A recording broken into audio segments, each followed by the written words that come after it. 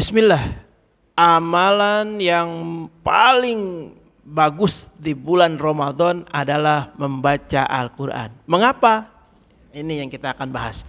Bismillah, assalamualaikum warahmatullahi wabarakatuh. Alhamdulillahi rabbil alamin. Wassalatu wassalam ala rasulillah wa ala alihi wa sahbihi wa man wala amma ba'du. Pertanyaan besar yang bisa memotivasi kita berinteraksi lebih dengan Al-Quran adalah mengapa membaca Al-Quran di bulan Ramadan itu lebih besar pahalanya daripada di bulan-bulan selain Ramadan. Yang pertama, diketahui dan masyhur oleh kita bahwasanya Al-Quran diturunkan pada bulan Ramadan. Yakni dalam Al-Quran disebutkan surah Al-Baqarah ayat 185. Syahrul Ramadan alladzi unzila fihil Qur'an. Bulan Ramadan adalah bulan yang di dalamnya diturunkan Al-Quran. Maka tidak salah dan sangat dianjurkan membaca Al-Quran sebanyak-banyaknya di bulan Ramadan. Wajar kalau ada ulama yang mengatakan jika ibadah lain punya batas khusus, maka Al-Quran punya bulan khusus, yakni pada bulan Ramadan. Luar biasa ulama kita ya.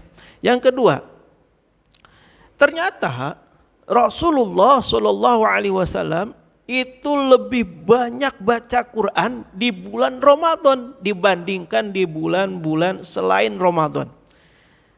Lihat, ini ada dalam hadis yang sahih. Imam Bukhari dan Imam Muslim sudah meriwayatkan. Apa kalimatnya? Kana Jibril yalqan Nabi sallallahu alaihi wasallam fi kulli lailatin min Ramadan. Ya, fi kulli lailatin min Ramadan fayudarisahul Quran. Jelas kalimatnya. Sesungguhnya Jibril menemui Nabi sallallahu alaihi wasallam setiap malam di bulan Ramadan dan mengajarkan Al-Quran kepada Rasulullah Sallallahu Alaihi Wasallam. Sesungguhnya Rasulullah Sallallahu Alaihi Wasallam di akhir hayat di tahun itu, Nabi itu sampai 2 kali memurojaah Al-Quran di depan malaikat Jibril, yang mana itu adalah tahun terakhir Rasulullah Sallallahu Alaihi Wasallam ada di atas muka bumi. Ini menunjukkan apa? Bahwa ketika kita cinta sama Rasulullah, Rasulullah mencontohkan di bulan Ramadan diperbanyak Al-Quran. Di bulan Ramadan Rasulullah sampai akhir hayatnya terus membaca Al-Quran.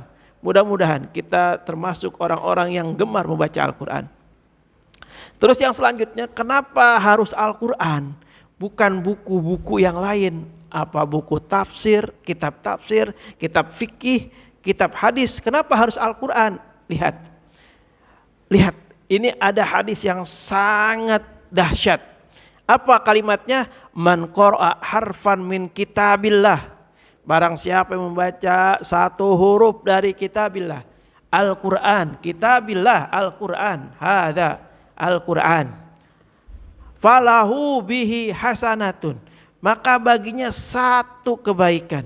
Wal hasanatu bi asyri amsalha, dan 1 kebaikan itu akan dilipat gandakan menjadi 10 kebaikan. 1 huruf 1 kebaikan dikali 10 lah, coba itu sama aja 1 huruf 10 kebaikan. 1 huruf Bismillahirrahmanirrahim itu ada berapa huruf? Itu ada berapa huruf ya. Makanya di hadis yang lain alif lam mim kata Rasulullah itu bukan 1 huruf, tapi alif harfun, lam harfun, mim harfun. Ada 3 huruf tuh. Alif lam mim, 3 huruf. Dikali 10, 30 kebaikan. Baru alif lam mim doang. Makanya ayo kita jadikan ini motivasi buat kita. Untuk apa? Untuk memperbanyak membaca Al-Quran. Nah, sampai-sampai ulama-ulama kita, sahabat Rasulullah zaman dahulu ketika masuk di bulan Ramadan, nih 1 contoh misalnya Imam Malik rahimahullah pengarang kitab Al-Muwatta, yang kita sudah tidak ada lagi perselisihan tentang kitab yang satu ini. Beliau Imam Malik ketika masuk bulan Ramadan, beliau apa? Liburin tuh majelis-majelisnya. Kenapa? Karena beliau fokus dengan tilawah Al-Quran. Terus lagi contoh Imam Syafi'i. Lihat apa yang dilakukan oleh Imam Syafi'i di bulan Ramadan. Beliau dalam keterangan dikatakan sampai 60 kali hatam. Siang dan malam beliau baca Al-Quran. Masya Allah. Berarti kalau 60 kali itu sehari berapa kali? 2 kali hatam. Masya Allah. Luar biasa. Ulama kita sangat luar biasa. Di ungkapan yang lain, Imam Zuhri pernah berkata, sesungguhnya Ramadan adalah bulan membaca Al-Quran dan bulan memberi makan. Makanya ada sebuah hadis yang masyhur, barang siapa yang memberi makan orang yang berbuka puasa, maka dia mendapat pahala orang yang berpuasa tadi. Emang keutamaannya luar biasa di bulan Ramadan ini ya. Jangan sampai kita menyepelekan atau menganggap Ramadan ini sesuatu yang biasa-biasa saja. Nauzubillah, rugi kita ya. Karena apa? Karena bulan atau tahun yang akan datang belum tentu kita akan bertemu kembali dengan bulan Ramadan.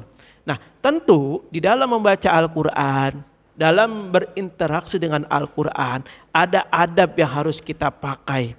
Ada tata krama yang harus kita terapkan. Apa yang pertama? Yang pertama, ketika membaca Al-Quran, hati kita harus ikhlas, lurus lillahi ta'ala.